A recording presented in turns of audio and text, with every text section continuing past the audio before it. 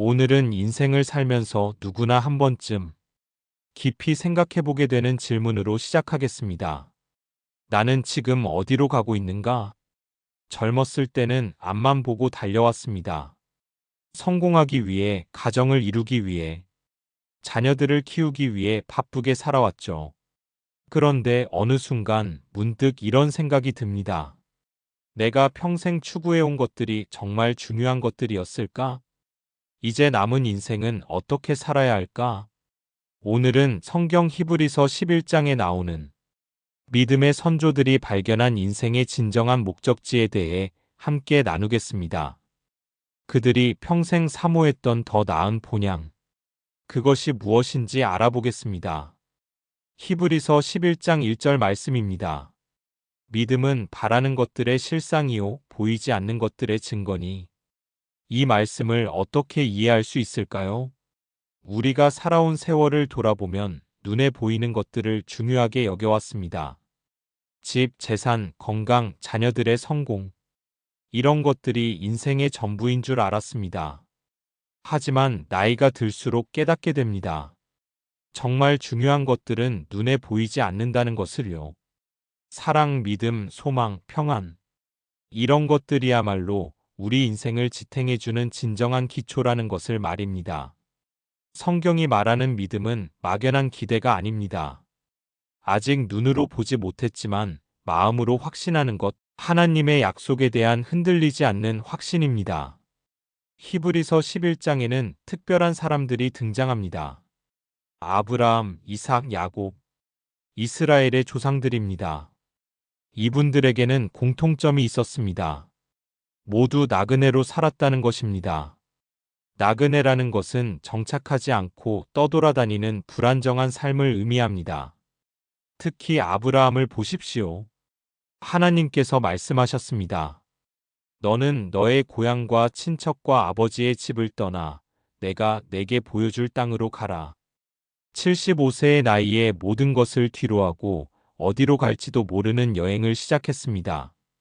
우리 나이로 생각해보면 이미 은퇴할 나이에 새로운 도전을 시작한 것입니다. 정말 놀라운 일이 아닐 수 없습니다. 아브라함이 왜 그런 결단을 할 수 있었을까요? 성경은 그 이유를 이렇게 말합니다. 이는 하나님이 계획하시고 건설하신 터가 있는 성을 바랐음이라. 아브라함은 단순히 땅 한 조각을 얻기 위해 고향을 떠난 것이 아니었습니다. 그는 하나님이 직접 세우신 영원한 도성을 소망했습니다. 이 땅의 집은 언젠가 낡아지고 무너져 내릴 것을 알았습니다.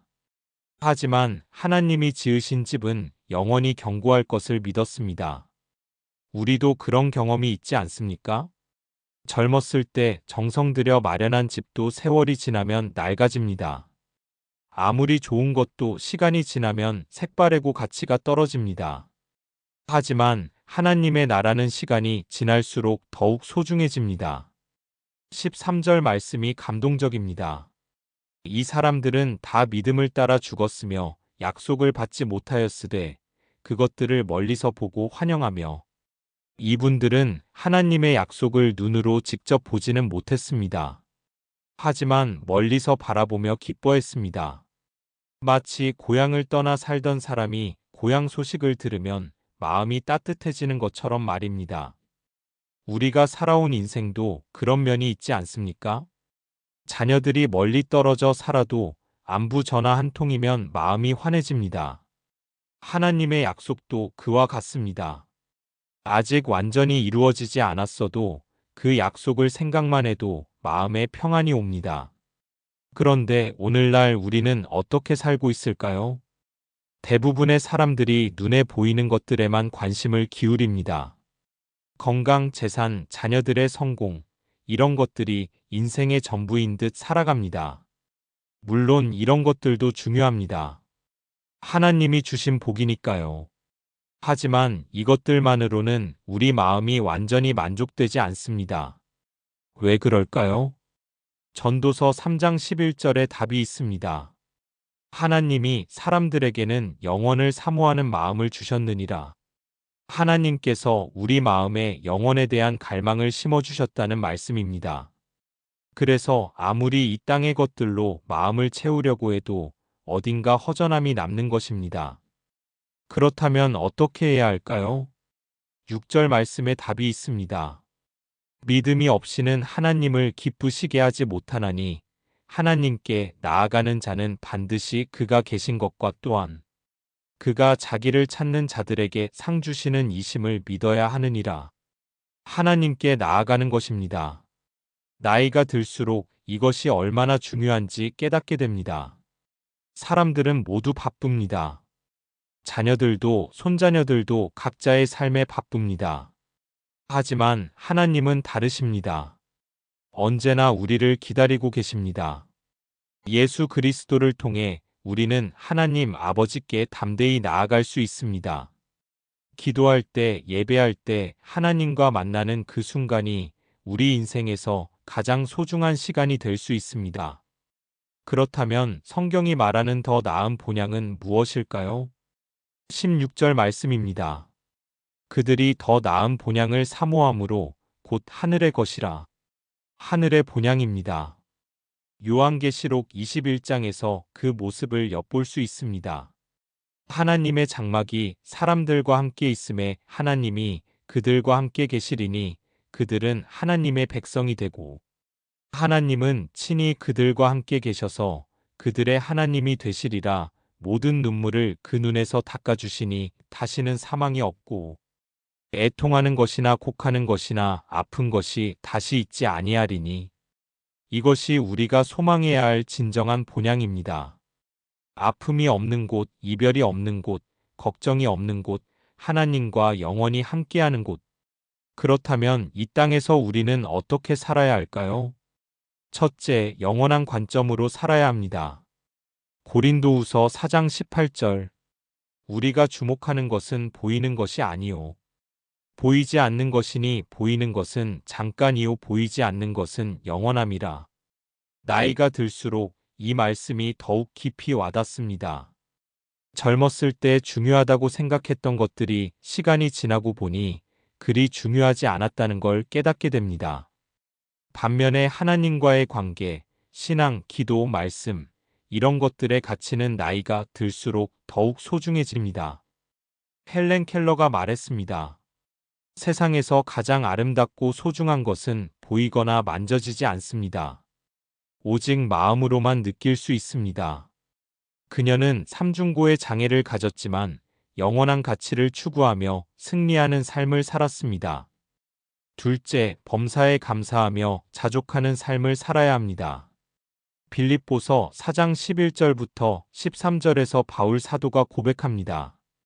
어떠한 형편에든지 나는 자족하기를 배웠노니 나는 비천에 처할 줄도 알고 풍부에 처할 줄도 알아 내게 능력 주시는 자 안에서 내가 모든 것을 할 수 있느니라. 인생을 살다 보면 좋을 때도 있고 어려울 때도 있습니다. 건강할 때도 있고 아플 때도 있습니다. 하지만 어떤 상황에서든 하나님이 함께 하신다는 믿음으로 감사할 수 있어야 합니다. 코리텐붐은 나치 수용소에서도 벼룩에게까지 감사했습니다. 왜냐하면 그 벼룩 덕분에 간수들이 들어오지 않아서 자유롭게 기도할 수 있었기 때문입니다. 이런 믿음이 진정한 자족입니다. 셋째, 끝까지 견디는 인내를 길러야 합니다. 야고보서 1장 12절 시험을 참는 자는 복이 있나니 이는 시련을 견디어낸 자가 주께서 자기를 사랑하는 자들에게 약속하신 생명의 면류관을 얻을 것이기 때문이라. 인생의 후반부에는 여러 가지 어려움이 찾아옵니다. 건강 문제, 경제적 어려움, 가족 문제, 외로움. 하지만 이런 시련들도 우리 믿음을 연단시키는 하나님의 도구입니다. 1992년 바르셀로나 올림픽에서 데렉 레드몬드라는 선수가 400m 달리기 중 허벅지 근육이 파열되어 쓰러졌습니다. 하지만 그는 포기하지 않았습니다. 아버지의 도움을 받아 끝까지 결승선을 통과했습니다. 그는 나중에 말했습니다. 성공의 비결은 쓰러지는 횟수보다 한 번 더 일어서는 것입니다. 우리 신앙 인생도 마찬가지입니다. 넘어져도 다시 일어서면 됩니다. 우리가 지금까지 살아온 인생을 돌아보면서 깨닫게 됩니다. 정말 중요한 것은 눈에 보이는 성공이 아니라 하나님과의 관계였다는 것을 말입니다. 아무리 많은 것을 이루었어도 하나님을 떠나서는 진정한 만족이 없었습니다. 반대로 어려운 상황에서도 하나님과 함께하면 평안과 기쁨이 있었습니다. 이제 우리에게 남은 시간, 그 시간을 어떻게 사용할 것입니까? 더 많은 재산을 모으기 위해서입니까? 더 큰 명예를 얻기 위해서입니까? 아니면 하나님과 더 깊은 관계를 맺고 영원한 본향을 준비하기 위해서입니까? 16절 말씀처럼 하나님은 우리를 위하여 한 성을 예비하셨습니다. 그곳에서 우리는 모든 수고와 아픔에서 벗어나 영원한 안식을 누릴 것입니다. 그렇다면 오늘부터 어떻게 시작하면 될까요? 매일 하나님과의 시간을 소중히 여기시기 바랍니다. 아침에 일어나서 하나님께 안부를 여쭙고 잠자리에 들기 전에 하루를 감사하며 하나님께 맡기는 것입니다. 성경 읽기를 통해 하나님의 음성을 듣고 기도를 통해 하나님과 대화하는 것입니다. 그리고 이웃을 사랑하고 복음을 전하는 일에 작은 힘이라도 보태는 것입니다. 이것이 바로 더 나은 본향을 사모하며 이 땅에서 나그네로 살아가는 순례자의 삶입니다. 우리가 이렇게 살 때 하나님께서 기뻐하시고 우리 마음에도 평안이 옵니다. 오늘 말씀을 통해 우리 인생의 진정한 목적지가 어디인지 확인하셨기를 바랍니다. 이 땅의 것들은 잠깐이지만 하나님의 나라는 영원합니다. 이제 남은 인생, 더 나은 본향을 바라보며 의미 있게 살아가시기 바랍니다.